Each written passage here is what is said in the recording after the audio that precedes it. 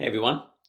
In this kind of third part of the virtual mentoring series, really building on the previous having a vision and thinking big, I want to cover something that will need to be a skill if I share with others my visions, my big goals. And that's going to be ignoring the naysayers, ignoring the people that tell you you can't do this thing. Many times in life, if we share our goals with other people, they will quickly tell us why we can't succeed, why it's impossible. These people that have no experience to provide this absolute certain assessment that we cannot succeed will happily give us that feedback that we're going to fail, it can't be done. Now, it's never clear why people do this. People may be content where they are, they don't have other goals to do other things. And maybe then it makes them feel bad if other people do try and do other things, do stretch themselves. So it's better to keep the status quo. If no one does anything, you can all kind of feel good about that. So they try and make sure no one else does anything. So they're going to try and stop you, whatever the reason. People will tell you what you can't do. They're naysayers, and we need to just ignore them. What they think about our chance of success doesn't matter. As I talked about before, it always seems impossible until it's done. Nelson Mandela said that. So everything seems unattainable until someone goes and does it. My father used to say, only listen to people who you respect, people who have done something that you want to try and do. So they have that experience, their opinion matters.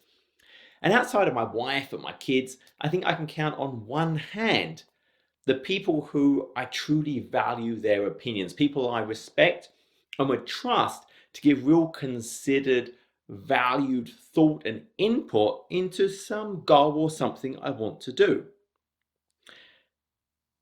Many people project a certain appearance, a certain outside view that often is fake. So just because someone seems like they're doing everything, they have everything, doesn't mean we should blindly just trust the things they say. For example, celebrities. Um, really consider the people you truly know, you truly respect, and whose input you believe is in your best kind of input. People might say they tried that and they failed, so you shouldn't try. Okay, they tried maybe one way and it didn't work and they gave up. Doesn't make someone an authority on that thing. Ignore them. You believe in yourself, you believe you can do this thing. That's all that matters. Now, for those people whose opinion doesn't matter to us, the naysayers, we don't have to hurt their feelings. I think the world is kind of tough enough right now. Often, if someone tells me you can't do that, it's not going to work, I'll be like, Joe, you could be right, but I'm going to give it my best shot. I'm going to try and then move on. Again, their opinion doesn't matter. I don't have to try and convince them. I don't need their validation. We don't need to hurt the feelings. We can just say, oh, you could be right. But then in our minds, what they said goes. And we believe in ourselves. Maybe we use it even for motivation to succeed. I remember when I decided to do my first Ironman, one of my best friends bet me, you can't do that. You can't do it. You're too big. You're never going to be able to do an Ironman. He bet me a steak dinner that I would fail. And I really enjoyed that steak dinner.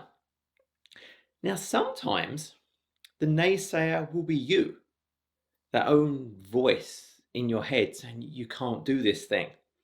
During that same Ironman in transition 2, which is between the bike and the run, so you've done the 2.4 mile swim, the 112-mile bike ride, then you're about to go and run a marathon, 26.2 miles. Well, I got second-degree sunburn during the bike portion, and I hadn't trained enough. And I remember sitting in the transition tent with just my head in my hands for a good 10 minutes. And I was like, I can't do this. There's no way I can now go and run a marathon. I just can't do it. I'm in too much pain. I'm too tired. But it's just a voice. It's just a naysayer. It's a doubt. And we all have self-doubt. It's normal. But you just have to kind of push it to the side and believe in yourself. Believe you can do this thing. So if the naysayer is someone else, if it's their own little voice, we push it out and we believe in ourselves. And I did finish, although I did have to walk the entire 26.2 miles, which sucked. So we have to think big, be bold, believe in ourselves, and ignore the naysayers, even if sometimes it's that voice in our head. So go get it, and good luck.